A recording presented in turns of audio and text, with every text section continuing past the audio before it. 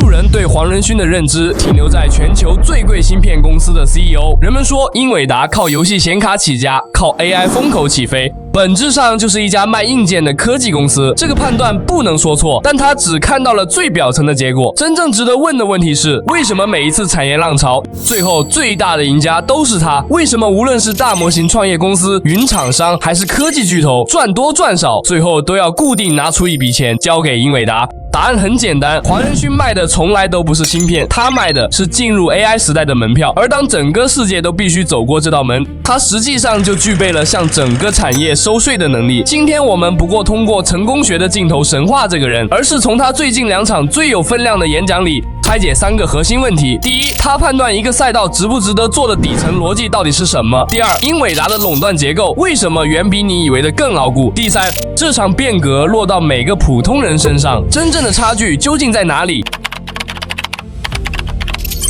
先从剑桥大学的那场演讲起，现场有人问黄仁勋：“你是怎么发现新机会的？”他没有讲商业计划书，也没有讲市场规模，而是现场用5分钟演示了一遍他判断赛道的方法。他先举了芯片设计的例子，很早以前，芯片设计是纯手工的，靠工程师一条一条画电路。后来为什么能被 CAD 软件工业化？因为人们把芯片的结构拆清楚了，最底层是晶体管，往上是功能模块，再往上是完整的芯片架构。当一个行业的层级结构可以被清晰表达，工具就能进来，流程就能被标准化，效率就能指数级提升，这就是产业变革的先决条件。讲到这里，他话锋一转，问了现场所有人一个问题：如果把同样的逻辑放到生物学，会发生什么？生物学的底层是氨基酸与蛋白质结构，中间层是蛋白质的功能与化学反应，最上层是药物作用机制。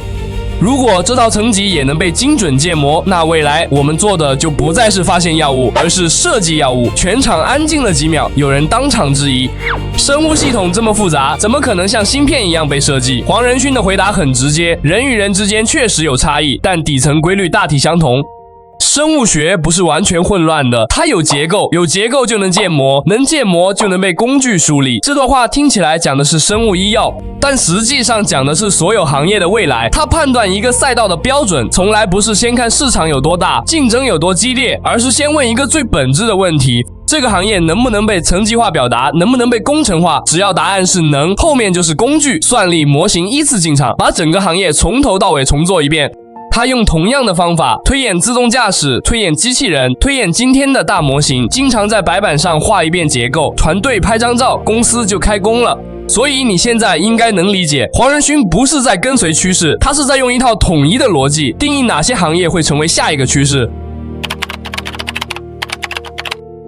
如果说剑桥演讲讲的是他的思维方法，那台北 GTC 的2小时演讲讲的就是他当下正在落的棋。很多人看完 GTC 的第一反应是：怎么不讲新显卡参数了？怎么连大模型都讲得很少？因为在黄仁勋眼里 ，AI 的上半场已经结束了，上半场的主角是大模型，大家比谁的参数多，谁的对话更聪明。但本质上，现在的大模型还是工具，你问一句，他答一句，你安排一步，他执行一步，就像一个很聪明的员工，但每天都要你亲自布置任务。而下半场的核心叫做 agent， 也就是智能体。什么意思？你不再告诉 AI 做什么，你只告诉他目标是什么，剩下的步骤他自己完成。比如你说帮我做一份机器人行业研究报告，传统 AI 可能给你一个大纲，但 agent 会自己联网找资料，自己分析数据，自己生成 PPT， 甚至帮你把邮件发出去。这已经不是聊天机器人，这是数字员工。而一旦 agent 开始普及，会发生一件事，算力需求会爆炸式增长。你可以这么算，如果未来每个人拥有10个 agent， 全球几十亿人口就是几百亿个数字员工，他们24小时不停工作，每秒都在消耗 token， 消耗推理能力，背后需要多少服务器，多少 GPU， 多少交换机，多少散热设施，这是一个非常夸张的数量级。于是黄仁勋在这场演讲里重新定义了一个东西：数据中心。以前的数据中心是什么？是存放数据、管理服务器的机房。但在他的定义里，未来的数据中心根本不是机房，而是工厂。生产什么的工厂？生产智能、生产推理能力、生产 token 的 AI 工厂。过去的工厂生产汽车、生产消费品，驱动世界运转的是电力。未来的工厂生产 AI 能力，驱动数字世界运转的是算力。而黄仁勋做的事情，就是给所有这些 AI 工厂提供最核心的动力系统。讲到这里，你应该能看懂英伟达的真正垄断力了。它的护城河从来不只是芯片技术领先几代这么简单。技术领先可以被追赶，但结构性的卡位一旦形成就很难被撼动。我们可以把这条价值链理一遍，企业要做 AI 应用就需要部署 agent 越多，消耗的推理算力就越多，算力需求越大，需要的 GPU 就越多。而当前整个产业的高端算力供给绝大部分掌握在英伟达手里。绕了一圈，你会发现无论上层的应用谁输谁赢，无论哪家大模型最后跑出来，底层的算力采购最终都会流向英伟达。这就像淘金热时代，卖铲子的永远稳赚，只不过黄仁勋卖的不是铲子，是整个金矿的电力系统。这也是为什么最近全球科技巨头的资本开支都在疯狂增长，微软在建，谷歌在建，亚马逊在建， Meta 在建，甚至中东主权财富基金也在大举投入。大家不是在买芯片，大家是在建属于自己的 AI 工厂。而工厂建的越多，对英伟达的依赖就越深。当然，这种结构并非没有代价。当整个产业的算力门票被少数厂商掌握，意味着所有 AI 创新的成本底线都由别人说了算。你可以做很好的应用，可以有很棒的创意，但最后能不能活下去，很大程度上取决于你能不能买到足够便宜、足够多的算力。这就是基础设施垄断的可怕之处。它不直接参与每一场竞争，但每一场竞争的结果都要向它交税。很多人还在争论 AI 是不是泡沫，但从基础设施的角度看，ChatGPT 或许只是开胃菜 ，Agent 是主菜。而背后的算力网络才是真正决定时代走向的底层架构。讲完了产业结构，我们再把镜头拉回到人本身。黄仁勋最常被问的一个问题是，你面对完全陌生的领域，哪来的勇气直接跳进去？他每次都会提到一句话 ，How hard could it be？ 翻成中文就是能有多难？这不是盲目自信，是从小就刻进他性格里的行动逻辑。他说小时候母亲教他英语，但母亲自己根本不会说英语，就靠一本字典、几张纸，硬生生把他带了出来。这件事给他的冲击很大。从那以后，他遇到任何没做过的事，第一反应不是我还没准备好，而是先问自己一句能有多难。创办英伟达的时候，他从来没当过 CEO， 没融过资，没写过商业计划书，甚至连小组长都没当过。但他的选择是先跳进去，边做边学，边做边改。这种性格的形成和他童年的经历直接相关。9岁那年，因为泰国局势动荡，父母把他和哥哥送到美国，寄养在从未见过的叔叔家。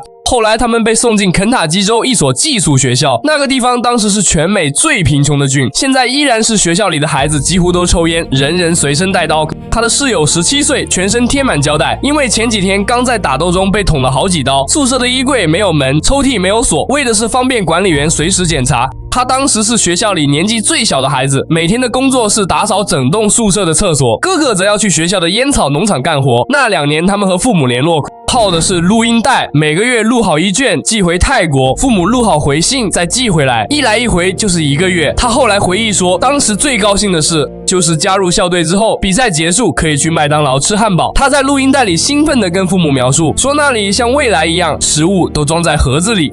你很难在黄仁勋的公开发言里看到叫苦或者煽情，这段经历带给他的不是从底层逆袭的热血，而是一种非常务实的判断。与其站在原地恐惧陌生，不如直接跳进去面对，因为真正难的永远不是事情本身，而是站在门外想象出来的恐惧。这也是为什么他永远不等准备好了再出发，因为他从很小的时候就知道，人生大部分时候根本没有人给你兜底，你只能先站进去，再慢慢找出路。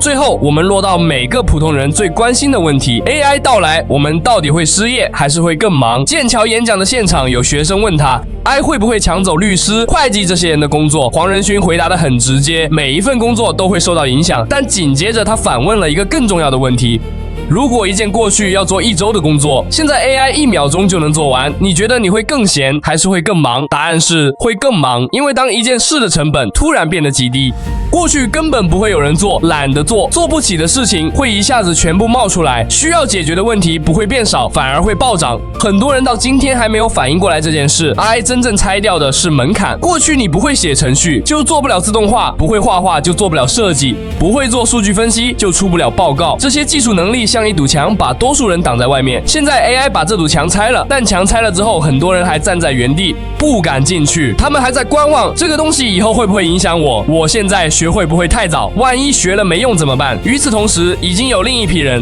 在用 AI 写程序、做内容、搭建自动化工作流，甚至重构整个自己的业务模式，差距就是这么拉开的。未来的竞争早已经不是你会不会某项技能，而是你敢不敢用工具彻底换掉自己过去的工作方式。AI 不会淘汰人，但会用 AI 的人一定会淘汰不会用 AI 的人。这句话听起来很像鸡汤，但它背后是非常冰冷的产业规律。当生产工具被重构，人的价值评判标准一定会跟着重构。讲到这里，我们可以把整个逻辑收回来了。黄仁勋真正可怕的地方，从来不是他拥有最先进的芯片技术，而是他总是能比多数人早一步看到产业的底层结构，然后提前把自己放在那个所有人都必须经过的位置上。他用可工程化的标准判断赛道，用算力基础设施卡位整个 AI 时代，用边做边学的哲学面对所有陌生领域。这3件事加起来构成了他今天的一切。而对于我们绝大多数人来说，或许永远没有机会去做一个时代的基础设施，但我们至少可以学会一件事：不要站在墙外面观望，不要等一切都准备好了再动身，不要在技术已经把门槛拆掉的时候，还自己给自己筑起一道心理的墙。这场 AI 革命才刚刚开始，未来10年，产业会被重构，工作会被重构，个人的价值也会被重构。有人会被时代推着走，有人会主动走进时代里，而所有的差距都始于你决定迈出第一步的那个瞬间。